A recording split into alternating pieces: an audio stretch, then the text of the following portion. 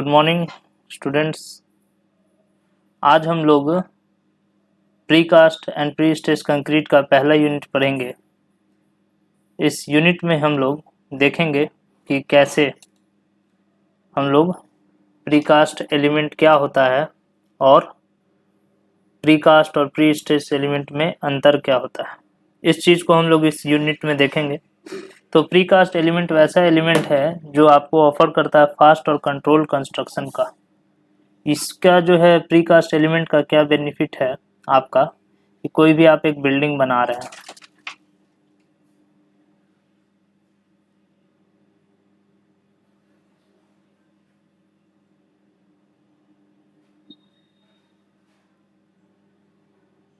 तो बिल्डिंग का क्या है कॉन्सेप्ट बनने का कि वो जो है आपका बिल्डिंग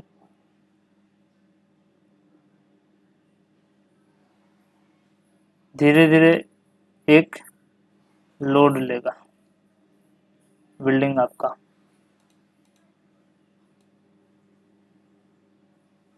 क्या लेगा, आपका लोड लेगा। तो बिल्डिंग जब लोड लेगा आपका, तो उस लोड को बनाने के लिए कुछ आपके पास मेंबर होने चाहिए, और मेंबर जो होते हैं वो कुछ प्री कास्ट होते हैं। प्री कास्ट कहने का मतलब जैसे बीम है, कॉलम है, फुटिंग है, ये सारा जो मेंबर होता है बिल्डिंग का, एक बिल्डिंग का जितना भी मेंबर होता है ये सारा जो है प्री कास्ट होता है।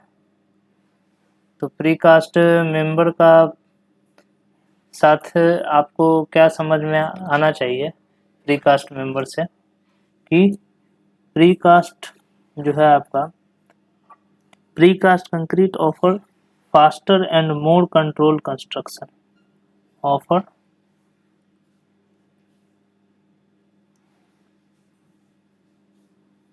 क्या करता है आपको, फास्टर और कंट्रोल कंस्ट्रक्शन ऑफर करता है। फास्टर एंड कंट्रोल्ड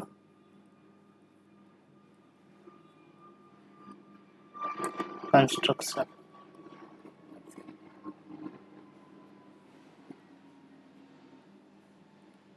तो ये है आपका प्री कास्ट कंक्रीट। उसके अलावा क्या है प्री कास्ट कंक्रीट का बेनिफिट, तो प्री कास्ट कंक्रीट आपको देता है आपको ये, एक तो ये ट्रेडिशनल इन प्लेस कंक्रीट से बेहतर है, और इसका एडवांटेज है इसमें आप क्वालिटी कंट्रोल आप देख सकते हैं। इसमें आप ड्यूरेबिलिटी और मेंटेनेंस देख सकते हैं और शेप्स ऑफ फिनिश देख सकते हैं। तो precast concrete member actually होता क्या है, तो ये क्या होता है आपका, जो ये these elements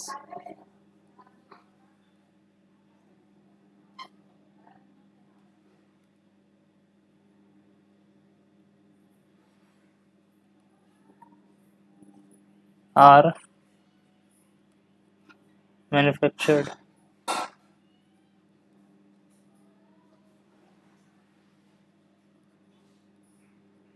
at construction site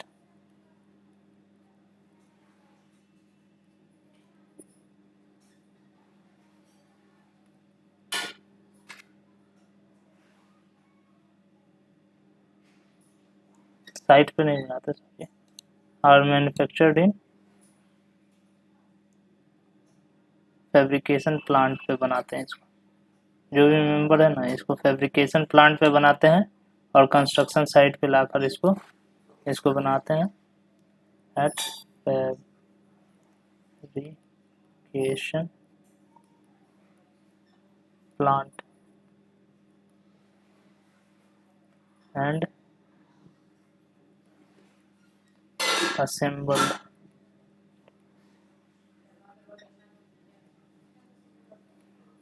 assemble कहाँ करते हैं, assembled at construction site. Construction site पे इसका असेंबली कर देते हैं। तो यही है आपका प्रीकास्ट और प्री स्ट्रेस कंक्रीट एलिमेंट। अब हम लोग देखेंगे क्या कि इसका एडवांटेज और डिसएडवांटेज क्या है। तो एडवांटेज आपका क्या है किसका, यदि एडवांटेज का बात करें तो एडवांटेज में आप देखिए क्या है एडवांटेज।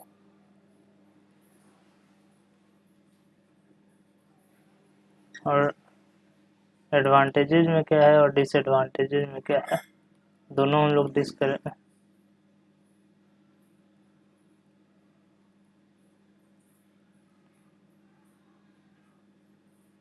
डिसएडवांटेज और एडवांटेज में क्या है अंतर, तो अब देखिए यहाँ पे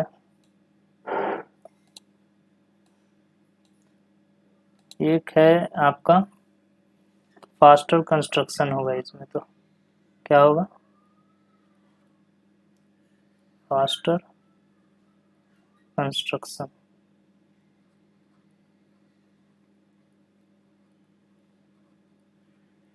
दूसरा क्या होगा आपका इम्प्रूव क्वालिटी।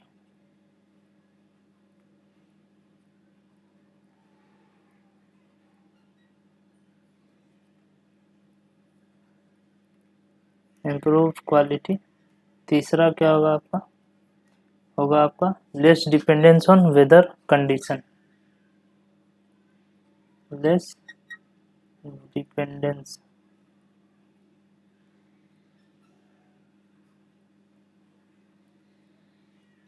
ऑन वेदर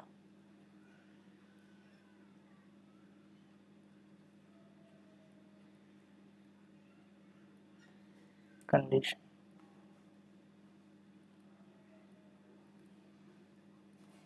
और क्या होगा आपका चौथा, इसमें होगा ड्यूरेबिलिटी एंड लो मेंटेनेंस।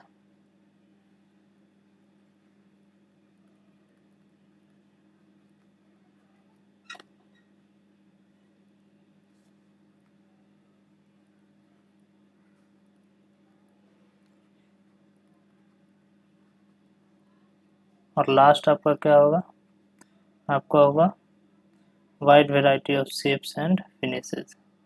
तो ये सारा आपका जो है वाइड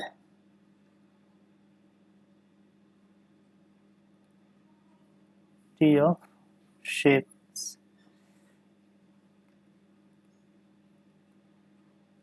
एंड फिनिश, तो ये जो है आपका एडवांटेज हो गया। फिनिश मतलब क्या हो गया, आप अब देखिए फास्ट है आपका जो है वो फास्ट है, आपका क्वालिटी इम्प्रूव्ड है, आपका वेदर पे नहीं डिपेंड कर रहा है, आपका ड्यूरेबिलिटी एंड लो मेंटेनेंस है और वाइड वैरायटी है। तो ये सारा आपका जो है एडवांटेज है। डिसएडवांटेज की बात करेंगे तो आपका क्या है, यहाँ पे जो फैक्ट्री सेटअप होता है उसके लिए हाई इनिशियल कॉस्ट लगता है, हाई इनिशियल कॉस्ट। उसके बाद क्या है, उसके बाद है आपका limited size and weight due to transportation constraint. Limited size and weight due to transportation constraint. तो ये हो गया।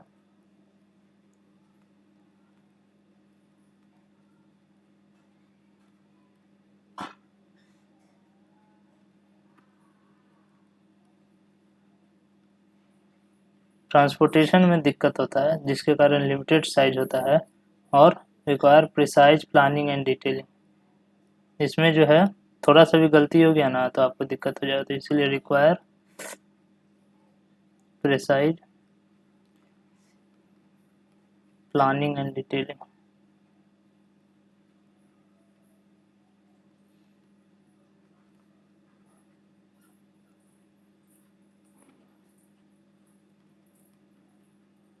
ये एक हो गया। और लास्ट आपका क्या है, damage during transportation and handling.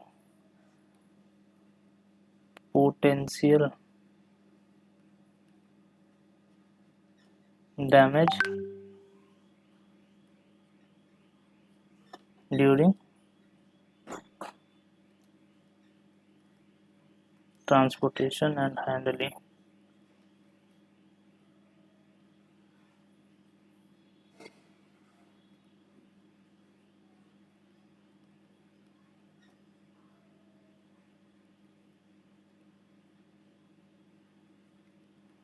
तो ये है आपका एडवांटेज और डिसएडवांटेज। अब हम लोग क्या देखेंगे, अब हम लोग देखेंगे नॉन स्ट्रक्चरल क्या होता है और स्ट्रक्चरल क्या होता है। स्ट्रक्चरल और नॉन स्ट्रक्चरल में अंतर यही समझिए आप कि जो मेंबर जो है नॉन स्ट्रक्चरल स्ट्रक्चरल में, आप यही अंतर समझिए कि नॉन स्ट्रक्चरल मेंबर जो है स्ट्रक्चरल मेंबर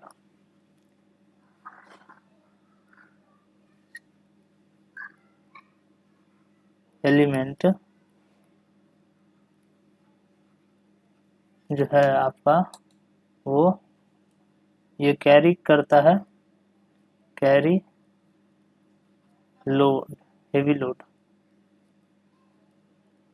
हेवी लोड या बिल्डिंग लोड को कैरी करता है।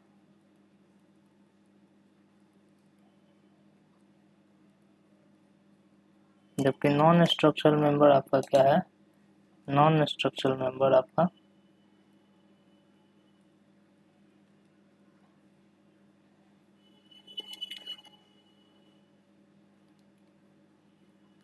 नॉन स्ट्रक्चरल एलिमेंट जो है ये क्या करता है, ये डू नॉट कैरी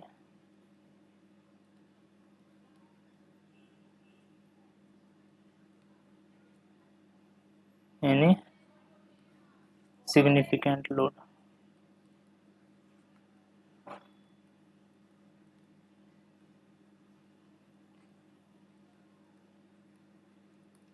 कोई सिग्निफिकेंट लोड को कैरी नहीं करता है।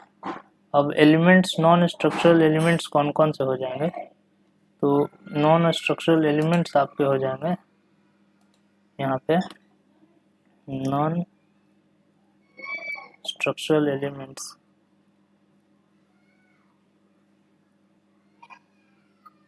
एलिमेंट्स की बात करेंगे तो आपका कौन कौन सा एलिमेंट हो जाएगा। तो पहला आपका हो जाएगा पिवट ब्लॉक, पहला पिवट ब्लॉक हो जाएगा। इसके लिए आईएस कोड कौन सा फॉलो करते हैं हम लोग, आईएस 15662। उसके बाद दूसरा आपका हो जाएगा फेंसिंग पोस्ट। तो फेंसिंग पोस्ट आपका दूसरा हो जाएगा।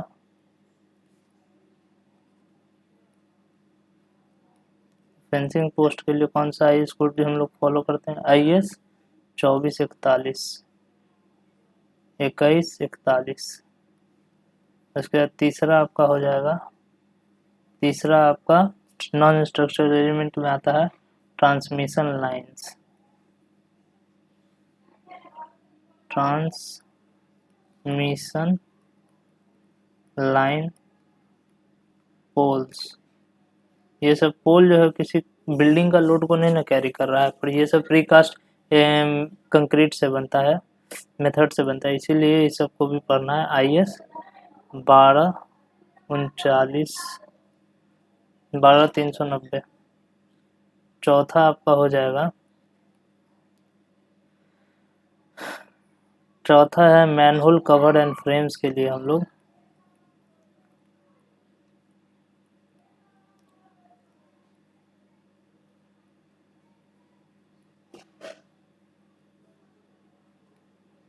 मैनहोल कवर और फ्रेम में हम लोग आईएस कौन सा यूज करते हैं, आईएस 15694। पांचवा हमारा हो जाएगा, पांचवा हो जाएगा hollow and solid concrete blocks, hollow and solid concrete blocks,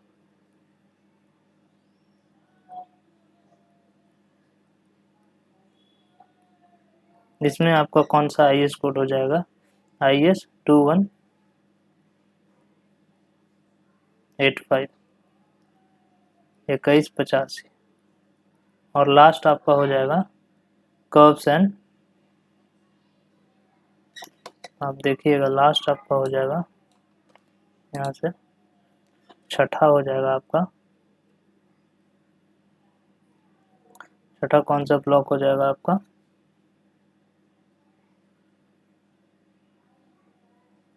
curves and channel, KERBS and channel. इसमें कौन सा IS कोड यूज कर रहे हैं हम लोग, तो IS यूज कर रहे हैं हम लोग 12692। तो इतना IS कोड हम लोग यूज किए अभी। और इसके बाद हम लोग देखेंगे कि स्ट्रक्चरल एलिमेंट्स क्या क्या होते हैं, स्ट्रक्चरल प्रीकास्ट एलिमेंट क्या क्या होते हैं। अभी हम लोग क्या क्या देखें, अभी हम लोग देखें स्ट्रक्चरल और नॉन स्ट्रक्चरल में क्या अंतर होता है। तो स्ट्रक्चरल जो है वो आपका लोड को कैरी कर रहा है, जबकि non structural do not carry any significant load, कोई बहुत ज़्यादा भारी वजन को कैरी नहीं करता। उसके बाद आप देखिएगा क्या कि स्ट्रक्चरल एलिमेंट जो है वो लोड तो कैरी कर रहा है, इसमें क्या है, इसको स्ट्रक्चरल एलिमेंट, नॉन स्ट्रक्चरल तो आप समझ रहे हैं, स्ट्रक्चरल को फिर से मैं डिफाइन कर दे रहा हूँ, परिभाषित कर दे रहा हूँ कि क्या है।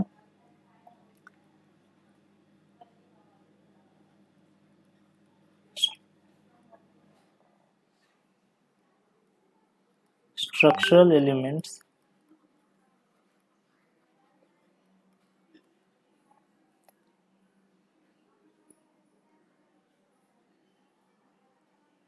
are designed to carry load of building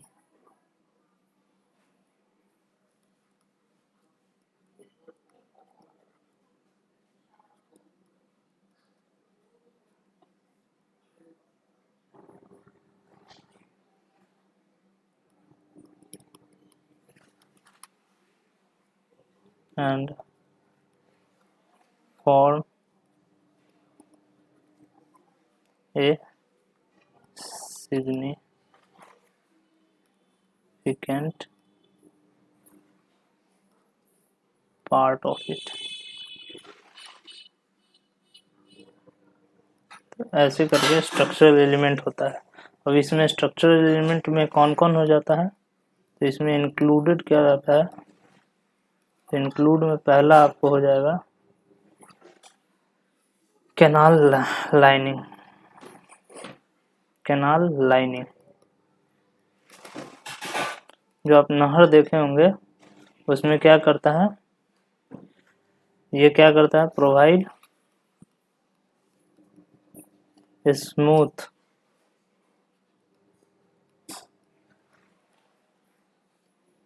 and durable surface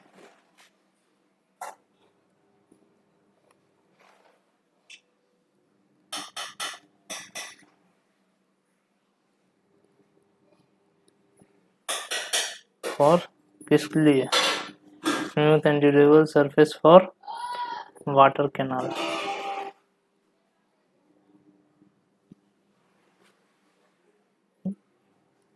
water canal के लिए स्मूथ और ड्यूरेबल सरफेस प्रोवाइड करता है। दूसरा क्या है आपका, बॉक्स कल्वर्ट आ जाता है।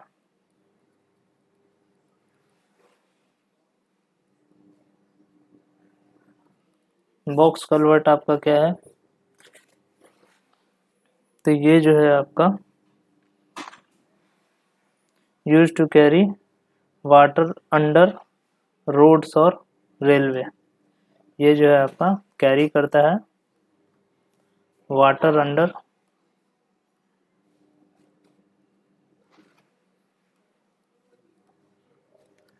Roads and railways. रोड और रेलवे के अंडर वाटर कैरी करता है। और इसके बाद है आपका bridge panel.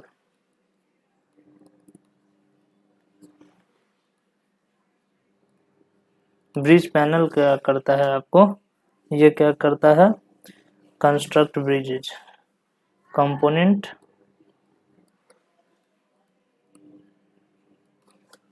Use to construct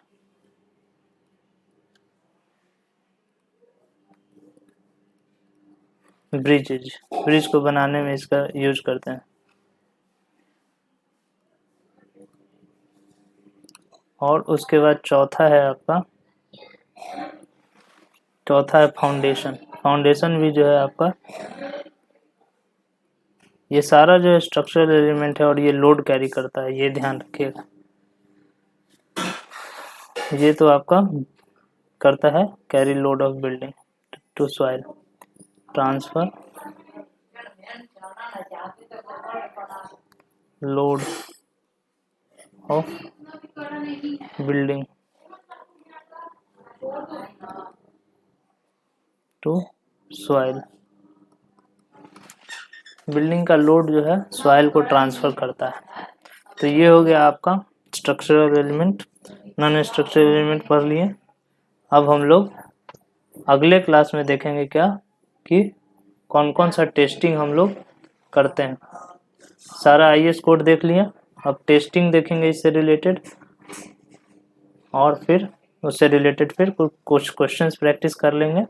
तो ये सब हम लोग नेक्स्ट क्लास में देखेंगे। टेस्टिंग ऑफ प्रीकास्ट, टेस्टिंग में हम लोग कौन कौन सा टेस्टिंग पढ़ेंगे, तो हम लोग destructive and non destructive testing पढ़ेंगे। पहला पढ़ेंगे हम लोग नॉन डिस्ट्रक्टिव टेस्टिंग।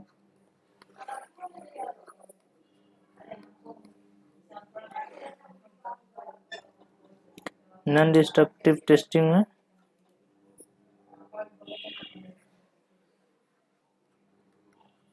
टेस्टिंग, इसमें आपको अलग अलग मेथड पढ़ना होगा, जिसमें आपका होगा rebound hammer, ultrasonic pulse velocity, rebar locator और हाफ सेल पोटेंशियल। और दूसरा आप देखिएगा, दूसरा आपको पढ़ना होगा डिस्ट्रक्टिव टेस्टिंग।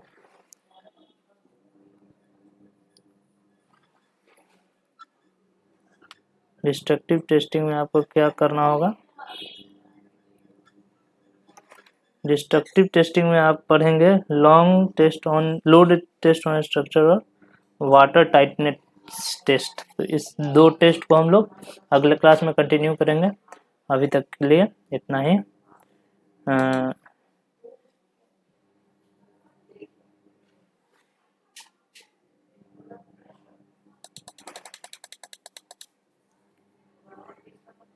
फिर हम लोग लास्ट अगले क्लास में मिलेंगे। धन्यवाद।